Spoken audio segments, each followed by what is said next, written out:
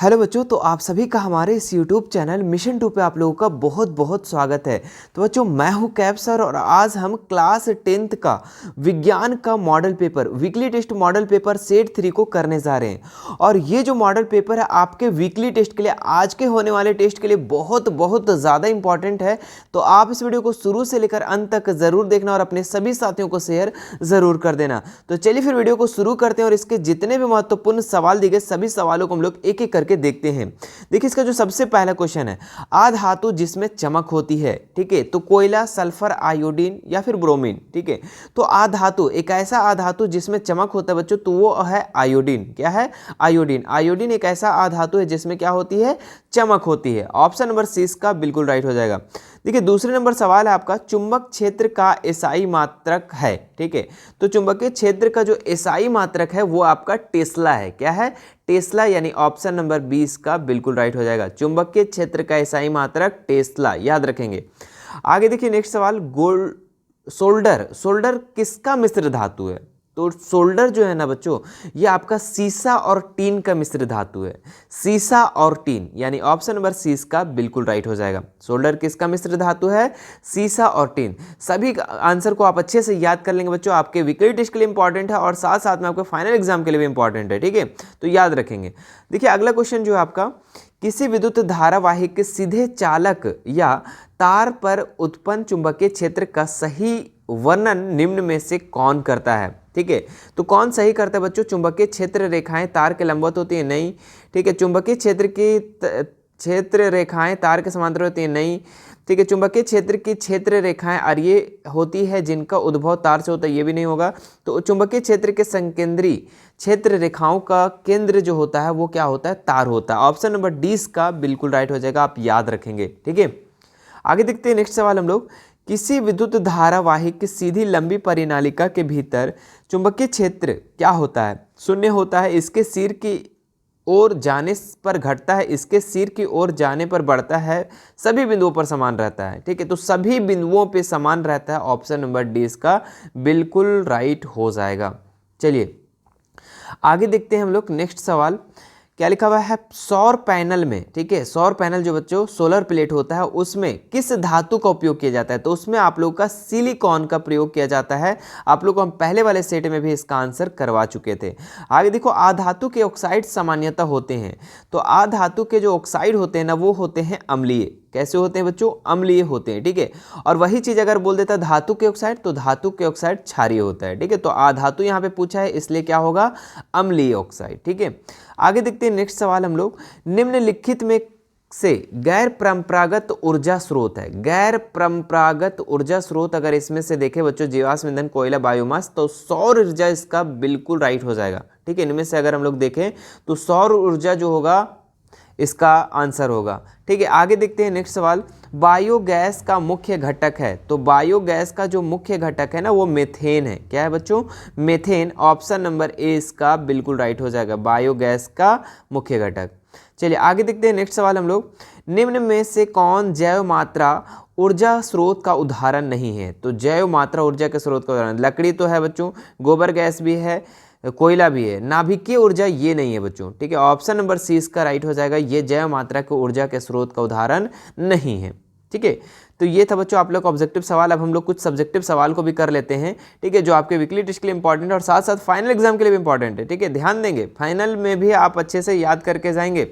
ठीक है, क्योंकि अब इस बार बच्चों आप लोग का पैटर्न को चेंज कर दिया है, ज़्यादा से ज़्यादा आप लोग को सब्जेक्टिव सवाल पूछा जाएगा। ठीक है, तो सब्जेक्टिव में आपको कमांड करना है, बढ़िया तरीके से ध्यान देना है। ठीक है, आपको लगातार हमारे चैनल पे आपको तैयारी करवाई जाएंगी। ठीक है, तो चैनल को अगर अभी तक सब्सक्राइब नहीं किया तो सब्सक्राइब कर लेंगे और घंटी का बटन को भी ज़रूर से ज़रूर दबा लेना। ठीक है, और वीडियो को ज़्यादा से ज़्यादा शेयर कर दो। ठीक है, सभी लोगों को। ठीक है, ताकि मैं आप लोगों के लिए इसी तरीके का वीडियो लेकर के आते रहूँ। क्या है क्वेश्चन? विद्युत चुंबकीय प्रेरण की खोज किसने की? तो विद्युत चुंबकीय प्रेरण का जो खोज किया था ना ये फैराडे ने किया था। ठीक है, कौन किया था? फैराडे। ठीक है, तो इसका उत्तर आप लोग याद रखेंगे, फैराडे ने किया था। आगे देखिए, जीवाश्म ईंधन क्या है? ठीक है, जीवाश्म ईंधन क्या है? तो जीवाश्म ईंधन क्या है? ठीक है, इसका आंसर देखिए, वह ईंधन जिसकी उत्पत्ति करोड़ों वर्ष पहले जीव जंतु एवं वनस्पतियों के उच्च दाब और ताप के पृथ्वी के अंदर दबने से हुई है। तो जीवाश्म ईंधन वैसे ईंधन बच्चों जो इसका उत्पत्ति करोड़ों वर्ष पहले जीव जंतु वनस्पति उच्च ताप पर पृथ्वी के अंदर जो दबने से हुआ है ना, उसे जीवाश्म ईंधन कहते हैं। जैसे हो गया आपका कोयला, हो गया पेट्रोलियम, हो गया प्राकृतिक गैस, ये सब क्या है, सब जीवाश्म ईंधन है। ठीक है, तो आप इसको अच्छे से याद कर लेंगे। ठीक है, क्या हम फिर से पढ़ते एक बार। वह ईंधन जिसकी उत्पत्ति करोड़ों वर्ष पहले जीव जंतु और वनस्पतियों के उच्च दाब और ताप में पृथ्वी के अंदर दबने से हुई है, उसे क्या कहते हैं, जीवाश्म ईंधन। जैसे कोयला, पेट्रोलियम, प्राकृतिक गैस इत्यादि।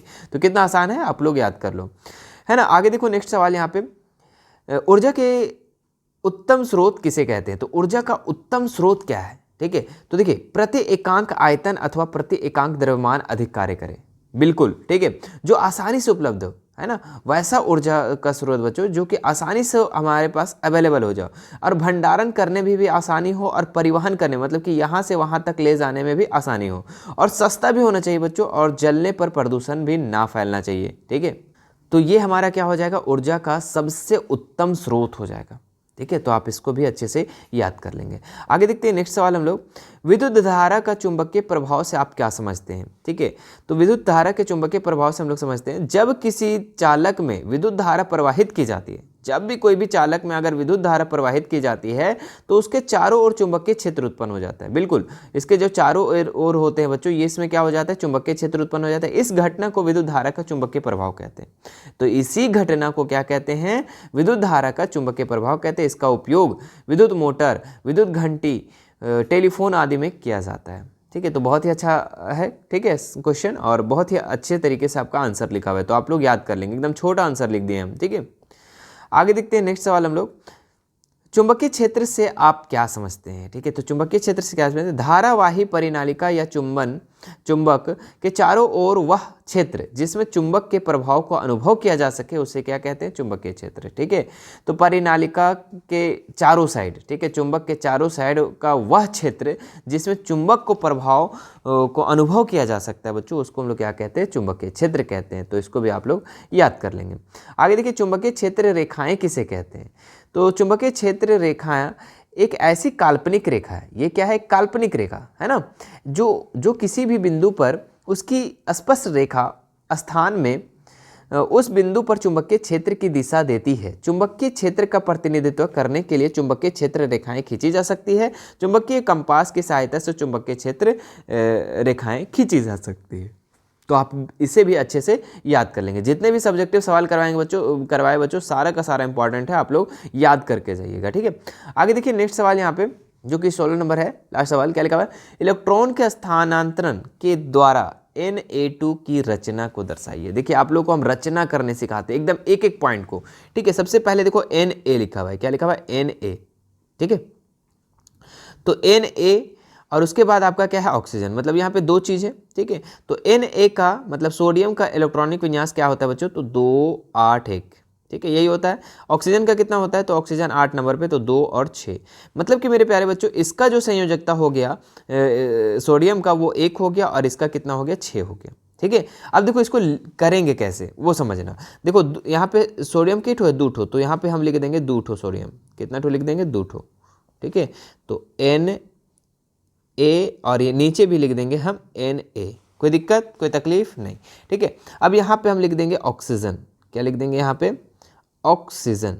ठीक है, अब यहाँ पे देखो हम लोग यहाँ पे ध्यान से अगर देखें, ठीक है, तो सोडियम का जो संयोजकता है वो कितना है, एक है, मतलब इसकी बाहरी जो घर है, बाहर वाला घर, उसमें कितना है इलेक्ट्रॉनों संख्या, तो 1 है। तो यहाँ पे हम 1 बिंदु दे देंगे, और उसी तरीके से हम यहाँ पे भी सोडियम में 1 बिंदु देंगे, मतलब इसका संयोजकता को हम लोग लिख दें।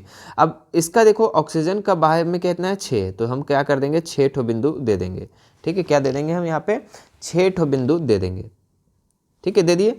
लेकिन मेरे प्यारे बच्चों यहाँ पे अष्टक नियम हमारा क्या कहता है कि किसी का भी, है ना, किसी का भी यहाँ पे कितना होना चाहिए, 8 होना चाहिए, लेकिन यहाँ पे है कितना, 6, तो एक इससे ले लेगा और एक ले लेगा इससे। ठीक है, तो इसके पास कितना हो गया, अब 8 हो गया, कितना हो गया, 8 हो गया। अब इसके बाद हम नीचे क्या लिखेंगे वो ध्यान देना। ठीक है, यहाँ पे हम लिखेंगे Na, क्या लिखेंगे हम, Na, और बीच में O देंगे, और यहाँ पे भी हम Na लिखेंगे। ठीक है, तो Na, यहाँ पे Na जो है आपका सोडियम, वो क्या कर रहा है, एक एक दे रहा है, तो दे रहा है तो यह क्या है, पॉजिटिव हो जाएगा।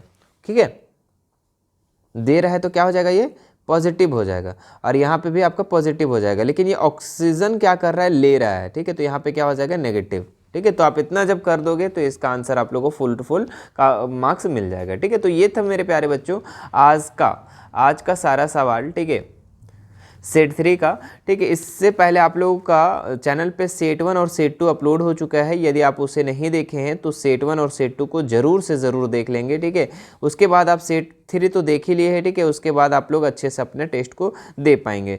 बाकी कोई भी दिक्कत है, हमारा Instagram, Telegram, WhatsApp group, WhatsApp channel, चारों सोशल मीडिया का लिंक मैं डिस्क्रिप्शन में डाल दिया हूँ, वहाँ से आप हमसे ऐड हो सकते हैं और बेझिझक हमसे कोई भी सवाल कर सकते हैं। इंस्टाग्राम पे फॉलो कर सकते हैं, मैसेज कर सकते हैं, टेलीग्राम से जुड़ सकते हैं मटेरियल पाने के लिए, और व्हाट्सअप से जुड़ सकते हैं आप अपने अपडेट्स को पाने के लिए। तो सभी सोशल मीडिया से हमसे जुड़ जाएं। ठीक है, और अभी तक चैनल को सब्सक्राइब नहीं किए तो सब्सक्राइब ज़रूर कर लेंगे। ठीक है, और अगर हमारी वीडियो से आपको फ़ायदा होती है तो आप नीचे ज़रूर प्यारे से कमेंट करना। ठीक है, आपका हर कमेंट को मैं पढ़ता हूँ, भले ही रिप्लाई नहीं कर पाता हूँ, लेकिन हम हर कमेंट को आप लोगों को पढ़ते हैं। ठीक है, तो एक बार आप लोग कमेंट नीचे ज़रूर करना, मैं कोशिश करूँगा रिप्लाई देने के लिए। और एक छोटा सा रिक्वेस्ट रहेगा बच्चों आप लोगों से कि ज़्यादा से ज़्यादा बच्चों तक शेयर कर देंगे इस वीडियो को, क्योंकि आप लोगों के लिए लाइव स्टार्ट बहुत जल्द होने वाला है। तो शेयर नहीं करेंगे तो फिर थोड़ा सा हम भी लाइव नहीं ले पाएंगे, तो जिसके कारण है कि आप लोग थोड़ा शेयर करने में मदद करें हमारी।